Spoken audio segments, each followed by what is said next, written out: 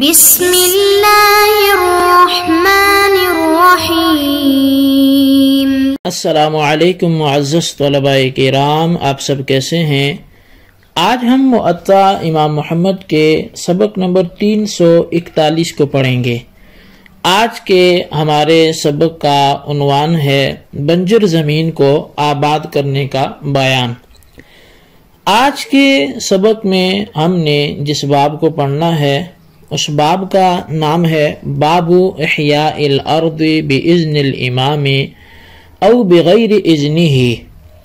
یعنی امام کی اجازت یا بغیر اس کی اجازت کے کسی بنجر زمین کو آباد کرنے کے حوالے سے یہ باب ہے۔ امام محمد رحمۃ اللہ علیہ اس باب کی پہلی حدیث پاک جو ذکر کرتے ہیں، آپ لکھتے ہیں اخبرنا مالک اخبرنا ہشام بن عروۃ عن ابیہ قال قال النبی صلی اللہ علیہ وسلم من احیا ارضا میتتا فہی لہ ولیس لعرق ظالم حق۔ امام محمد رحمۃ اللہ علیہ فرماتے ہیں کہ ہمیں امام مالک نے ہشام بن عروہ اور وہ اپنے والد سے بیان کرتے ہیں کہ نبی اکرم صلی اللہ علیہ وسلم نے فرمایا کہ جس نے بنجر زمین کو قابل کاشت بنایا وہ اسی کی ہے، کسی ظالم کا کوئی حق نہیں ہے۔ اخبرنا مالک عن ابن شہاب عن سالم ابن عبد اللہ عن عبد اللہ ابن عمر ابن الخطاب رضی اللہ عنہ قال من احیا ارضا میتتا فہی لہ۔ امام محمد رحمۃ اللہ علیہ فرماتے ہیں کہ ہمیں امام مالک نے ابن شہاب سے اور وہ سالم بن عبداللہ سے اور وہ حضرت عبداللہ بن عمر بن خطاب رضی اللہ تعالیٰ عنہ سے بیان کرتے ہیں، فرمایا کہ جس نے بے آباد زمین کو آباد کیا وہ اسی کی ہو گئی۔ قال محمد وبہذا نأخذ من احیا ارضا میتتا باذن الامام او بغیر اذنہ فہی لہ، فاما ابو حنیفہ فقال لا يكون له الا ان يجعلها له الامام، قال وينبغي للامام اذا احیاها ان يجعلها له وان لم يفعل لم تكن له۔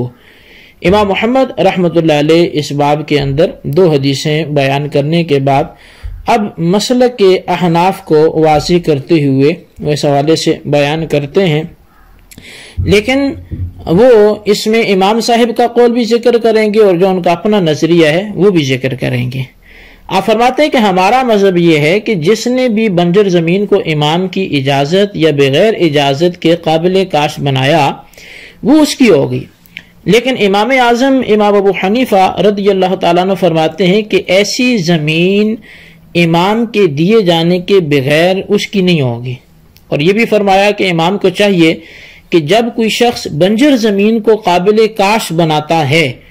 تو وہ اس کے نام کر دے، اور اگر امام ایسا نہیں کرتا تو وہ زمین اس کی نہیں بنے گی۔ اچھا، مردہ زمین کو قابل کاشت بنانے والا کیا از خود مالک بن جاتا ہے یا امام وقت کی طرح سے ملکیت کا اس کا جو ہے اس کی طرف سے ملکیت کا پروانہ اور حکم نامہ چاہیے؟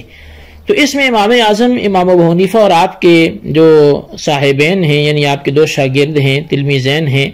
امام ابو یوسف اور امام محمد بن حسن شیبانی رحمۃ اللہ علیہ، تو ان کا آپس میں اختلاف ہے۔ تو پہلے تو ہم یہ سمجھیں کہ مردہ زمین کی تعریف کیا ہے اور پھر اختلاف کی طرف بھی بڑھتے ہیں۔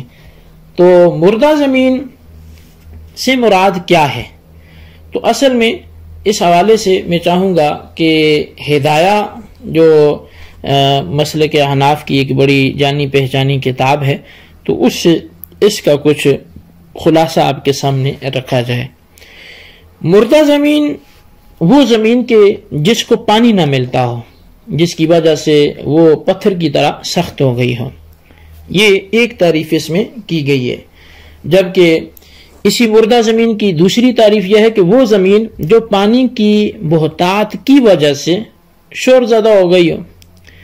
اور تیسری تعریف اسی کی کہ وہ زمین جو قدیم زمانے سے بنجر ہو اور زیر کاشت نہ رہی ہو۔ ان تینوں صورتوں میں دو شرطوں کا بھی لحاظ ہوگا۔ پہلی شرط یہ ہے کہ مذکورہ زمین کسی کی مملوکہ نہ ہو، یعنی اس کو کوئی مالک نہ ہو، اور دوسری شرط یہ ہے کہ وہ آبادی سے اتنی دور ہو کہ بلند آواز سے اگر کوئی چیخے چلائے تو اس کی چیخو پکار اس زمین تک نہ پہنچتی ہو۔ اب آخری شرط اس لیے لگائی گئی ہے کہ ایسی زمین آبادی کے نزدیک ہونے کی وجہ سے کاشتکاری کی بجائے کسی اور تعمیری اور رفائی کام میں لائی جا سکتی ہے، بلکہ کاش والی زمین سے اس کی قدر و قیمت کہیں زیادہ ہی ہوتی ہے۔ تو بہرحال اس مسئلے میں اگرچہ حضرات ائمہ کا اختلاف ہے جو آپ نے سماعت بھی کیا، لیکن احناف کے اصحاب ترجیح امام اعظم امام ابو حنیفہ رضی اللہ تعالیٰ عنہ کے قول کو راجح اور درست قرار دیتے ہیں۔ اب یہاں دیکھنا یہ ہے کہ ان حضرات کے درمیان اختلاف کی اصل وجہ کیا ہے۔ تو صاحبین کے نزدیک جو حدیث پاک من احیا ارضا میتتا فہی لہ، وہ اپنے مفہوم کے اعتبار سے قابل عمل ہے، جس میں یہ کہا گیا کہ بنجر زمین کو قابل کاش بنانے والا وہ مالک ہی ہے۔ اب اس میں امام صاحب کے اذن وغیرہ کی کوئی قید اور شرط نہیں ہے، یعنی کہ جو وقت کا امام حاکم ہو اس کی اجازت کی کوئی قید یا کوئی شرط موجود نہیں ہے۔ اسی طرح البنایہ شرح ہدایہ میں جو ہے وہ نبی علیہ الصلوۃ والسلام سے حضرت عائشہ صدیقہ رضی اللہ تعالیٰ عنہ روایت کرتی ہیں کہ جس نے کسی ایسی غیر آباد زمین کو آباد کیا جو کسی کی ملکیت نہیں تھی تو اس کا مالک آباد کرنے والا ہی ہے۔ اور پھر یہ بھی فرمایا کہ من احیا ارضا میتتا فہی لہ، کہ ولیس بعرض ظالم حق، کہ جس نے کسی بھی بنجر زمین کو قابل کاش بنایا وہی اس کا مالک ہے، اور کسی بھی ظالم کا اس پر کوئی حق نہیں ہوگا۔ اب اس حوالے سے جو ظالم شخص ہے، اس سے مراد وہ شخص ہے کہ جس نے اس زمین میں جڑ لگائی ہو، یعنی وہ اس کا دعویدار ہو۔ بہرحال یہ حدیث جو ہے یہ صاحبین کے موقف کی بنیاد ان حدیث پر ہے۔ امام اعظم امام ابو حنیفہ رضی اللہ تعالیٰ عنہ وہ بنجر زمین کو قابل کاش بنانے والے کے لیے اس وقت ملکیت کے قائل ہیں جب امام کی اجازت ساتھ ہو، یا امام کو کوئی نمائندہ ہو جو اجازت دے کہ تم اسے آباد کر لو۔ امام صاحب جو ہیں ان کے مسلک کی جو بنیاد ہے وہ جن حدیث پر ہے، ان میں سے چند ایک علامہ عینی نے البنایہ میں جو ہیں وہ تحریر کی ہیں۔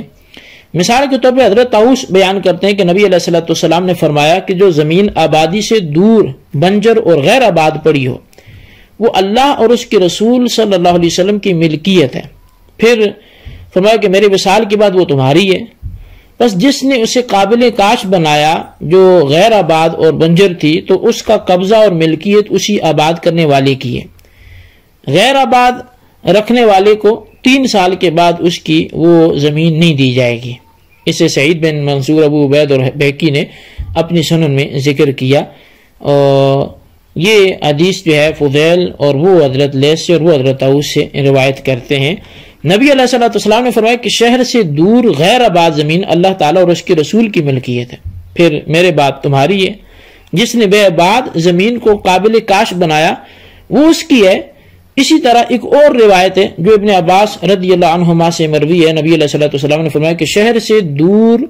مردہ زمینیں اللہ اور اس کے رسول کی ملکیت میں ہیں، تو پھر جس نے ان میں سے کوئی حصہ آباد کیا تو وہ اس کا مالک ہے۔ اب اس حدیث کے جو ہے وہ وصل میں معاویہ متفرد ہیں۔ ذہبی کا کہنا ہے کہ یہ ان روایات میں سے ہے جن کا انکار کیا گیا ہے، اور ان حدیث استدلال کی وجہ اور طریقہ یہ ہے کہ ان میں مردہ زمین کی اضافت اللہ اور اس کے رسول کی طرف کی گئی ہے، اور جس چیز کی اضافت اللہ اور اس کے رسول کی طرف کی گئی ہو تو اس میں سے کوئی دوسرا اس کے لیے مخصوص نہیں ہو سکتا۔ ہاں اگر امام اجازت دے دے تو اس چیز کا کچھ حصہ اس کے لیے مخصوص ہو جائے گا، جیسا کہ مال غنیمت میں سے جو خمس ہے تو اس کا معاملہ وہ اسی کی اضافت بھی اللہ اور اس کے رسول کی طرف ہے، کوئی دوسرا امام کی اجازت کے بغیر مخصوص نہیں ہو سکتا۔ تو لہٰذا معلوم ہوا کہ نبی علیہ الصلوۃ والسلام کے جو ارشاد گرامی ہے کہ من احیا ارضا میتۃ فہی لہ،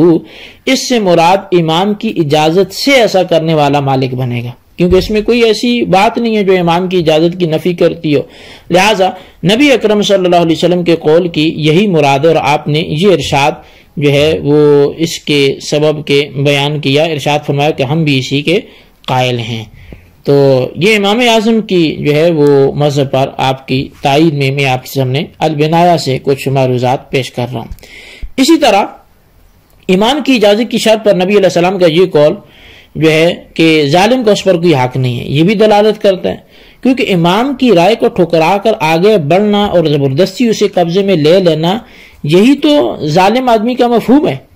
لہٰذا اجازت امام کی شرط ہونی چاہیے۔ امام طحاوی نے کہا ہے کہ ایک شخص نے بصرہ میں حضرت ابو موسیٰ سے درخواست کی کہ مجھے کچھ زمین دے دیں، تو اب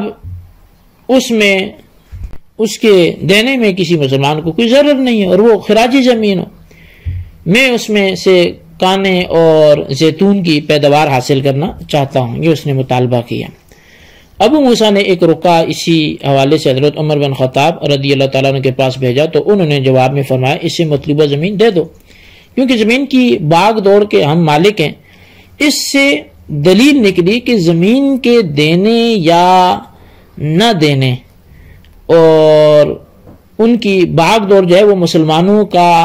جو امام ہوتا ہے اس کے ہاتھ میں ہوتی ہے، اور نبی علیہ السلام نے ارشاد فرمایا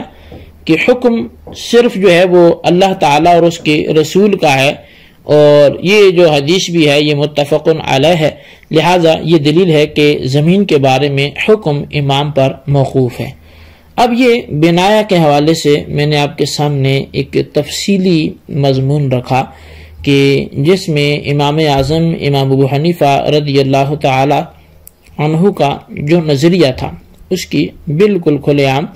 تائید کی گئی، اسی کو سراہا گیا کہ اصل یہی ہے کہ امام کی ہاتھ میں باغ دوڑ ہوتی ہے جب اس زمین کو کوئی مالک نہ ہو، یعنی امام سے مراد جو امام وقت ہے، جو وقت کا حاکم ہے، مسلمانوں کا بادشاہ ہے، تو لہٰذا اگر وہ اس زمین کو کسی کو دے دے تو وہ پھر اس کا مالک بنے گا، ورنہ کوئی دوسرا بندہ اس کا مالک نہیں بن سکتا۔ تو بہرحال جی یہ ہمارے آج کے سبق کی وضاحت تھی۔ اب امام صاحب کے اس قول پر جو ہے وہ ترجیح تو اسی کو حاصل ہے، لیکن صاحبین نے بھی ظاہر ہے کچھ احادیث پیش کی تھی، تو ان کے جوابات کیا ہیں اس کو انشاءاللہ ہم آئندہ سبق میں حصہ بنا کر اس کو بیان کریں گے۔ اللہ تبارک و تعالیٰ سے دعا کرتے ہیں جو کچھ ہم نے پڑھا سنوں سے یاد رکھنے کی توفیق نصیب فرمائے، آمین بجاہ نبی الامین صلی اللہ علیہ وسلم۔